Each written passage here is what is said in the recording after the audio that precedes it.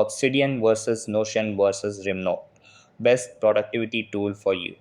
Hey guys, in this video, I'm going to compare and tell you about the pros and cons of Obsidian, Notion, and Remnote.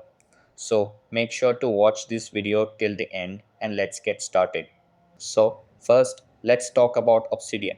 Obsidian is a powerful note taking and knowledge management tool that uses a local first approach, meaning your notes are stored on your device. It supports Markdown, backlinks, and graph view, making it ideal for users who want a wiki style personal knowledge base. It works great for researchers, writers, and students who need deep linking between notes. However, it lacks collaboration features and built in cloud sync, which might be a downside for team projects. Now, moving on to Notion. Notion is an all in one workspace that combines notes, databases, and project management.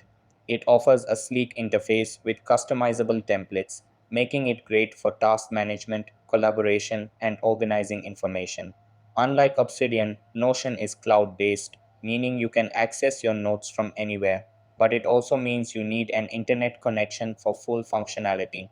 The biggest downside is that it can feel overwhelming for beginners due to its many features.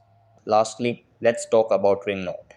Remnote is designed specifically for students, researchers, and those who need advanced spaced repetition for learning. It combines note taking with flashcards, making it ideal for people who want to retain information long term. It supports Markdown, backlinks, and structured notes, but its UI is not as polished as Notion's, and the learning curve can be steep.